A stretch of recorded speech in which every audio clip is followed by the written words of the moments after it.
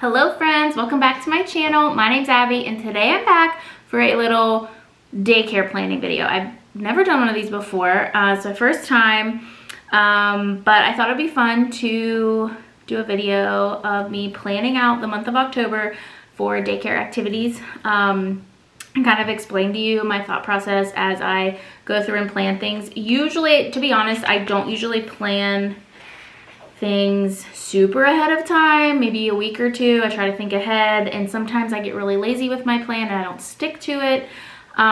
So I feel like making videos like this once a month will help me to keep myself accountable and do the things I plan and be a little bit more creative in coming up with things for the kids to do, especially now since you know, compared to last year, a lot of my kids are a little bit older and I can do more with them compared to a year or two ago because they've grown up, which is sad, but it also makes things easier. So to start off, I always buy one of these large monthly planners, and I'll show you like a blank.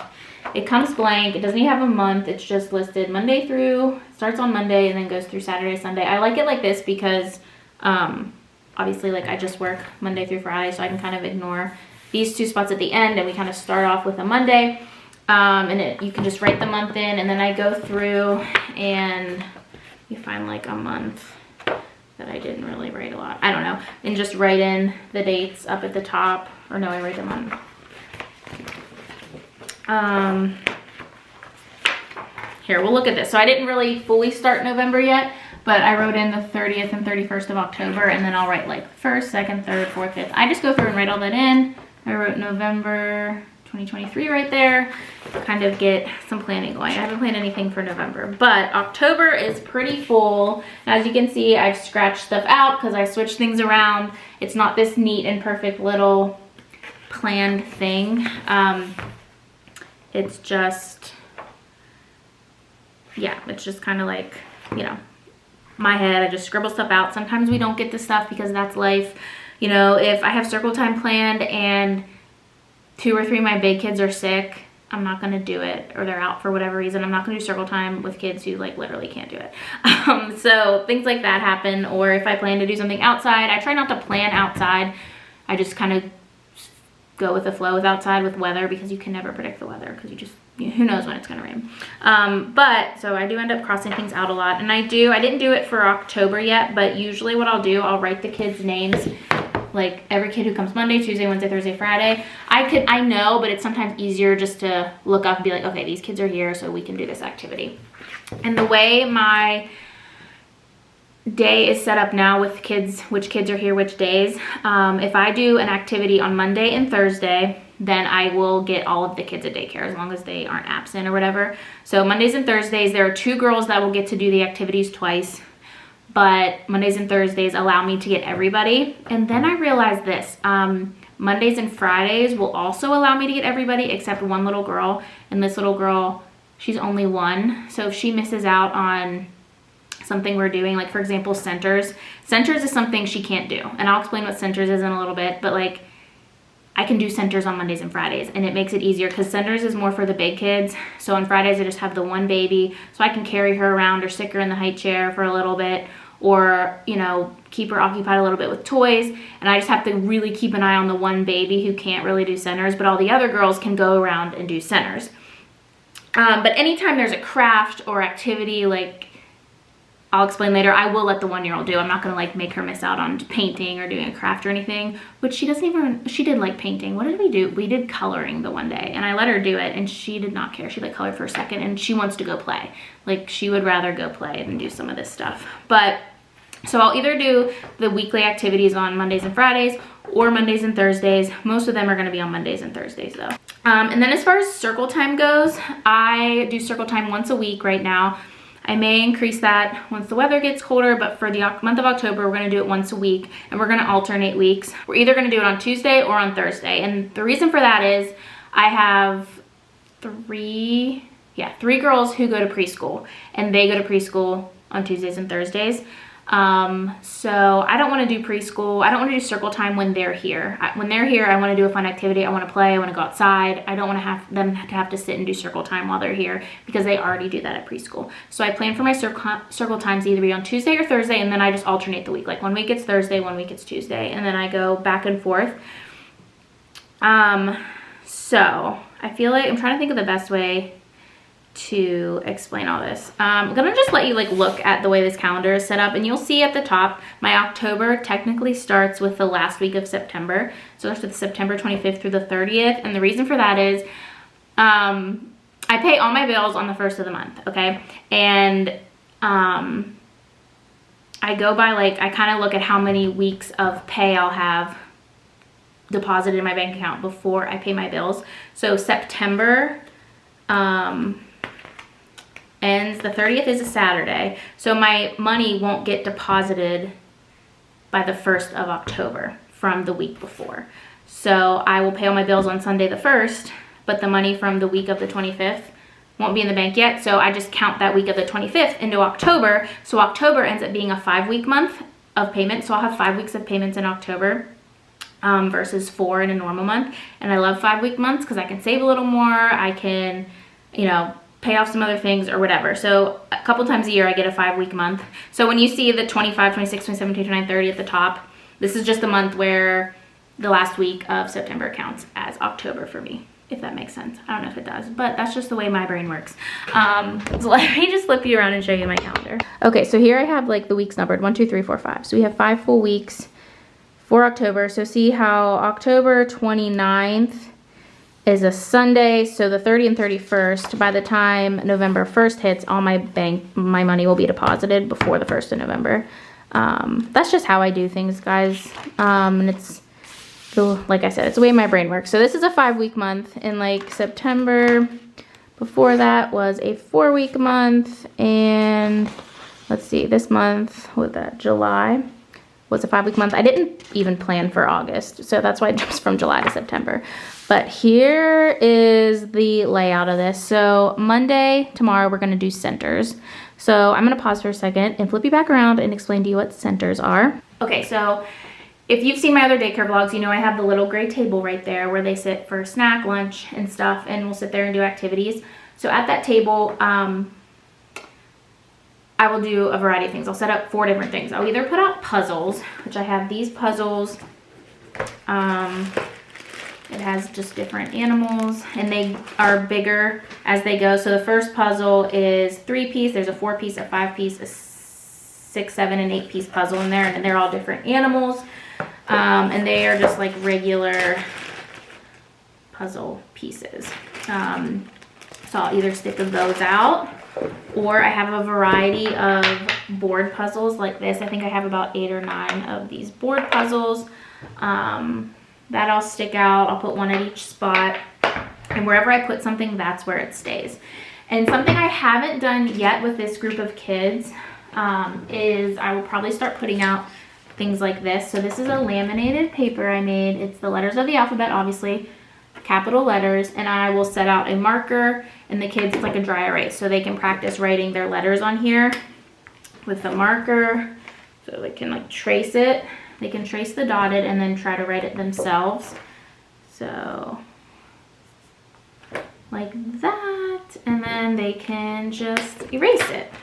I'm gonna have to watch, and like I don't want them just coming over here and scribbling with this marker. Like if this is something, if this is a center they want to do, they're gonna have to sit nicely and actually try to do this instead of just scribbling, because some of them might do that. But I think I'm gonna put these at the gray table today, so or tomorrow when I do centers. So I have letters, numbers, lowercase letters, shapes, and I haven't made them yet, but I am going to start doing handwriting papers. So it's about the same size as this, and it has handwriting lines on it, and I'm going to do their names. So if it was me, I'd put like Abby Huffman. I'm going to do first and last names so they can practice writing that. So I would do it probably just dotted, like how these are dotted, and then I'll do a blank handwriting line, and they can practice writing it themselves. I probably will just make 3 of them for my 3 preschool. I might make 4. I have one little girl who's like 3.5, but she doesn't go to preschool. I will probably end up being her entire preschool. That's what her older sisters went straight from me to kindergarten. So I did a lot extra with them to make sure they got ready. So I'll probably do 4 name handwriting pages. Probably not for tomorrow, but I will get those done soon so they can practice writing their first and last name. But I'm gonna set these out, and each one will just have a marker, and whatever marker is at that spot, that's what they'll have to do. So that's another center option. Another thing, I have like a list here, so if I do, they can go play magnets in my kitchen. So I have like these, I have all their names on magnets. They can kind of get used to what their names look like. I just put out these fall trees so they can take these off and put those on. And I have the fruits there. And then I also have this chalkboard, so I'll clean that off, and I have chalk in there. They can use the color on that. And then I'll probably do 4 laminated like writing activities at the little table. And then I'll put out 2 puzzles at the big table. So I have a chair here they could sit at, and I have a chair right there they can sit at. And then I'll probably move these and put 2 more puzzles here. So I'll probably have like 4 puzzles out, 4 handwriting things, and chalk and magnets. So that gives them a lot of choices, and they can just go around and do what they want to do. They don't run around and be crazy. They just kind of mosey around. It gets them moving, and they're also learning. So that's what we're going to do this week. On Monday, I will have all big kids. So all my kids are 3 or 4, except for one little girl will be 3 at the end of the month, but I basically just say that she's 3. So that will be easy. Like, they all can completely handle stuff themselves. I'm obviously gonna have to help the kids with writing, and then Friday I will have the same group essentially, except for I'll have a baby. And she just turned 1, but like I said, she'll be easy. I can carry her around. She could probably crawl around a little bit. We could play in the living room, and I'll just kind of like, keep an eye on them. Or she could she likes sitting in the high chair and watching them. I don't know, but it's easy to maintain the 1. But if I did it on Thursday, I would have 2 littler ones that I would have to like finagle while the big kids are doing these activities, and I feel like it would be really stressful. So centers for the first week are gonna be on Monday and Friday.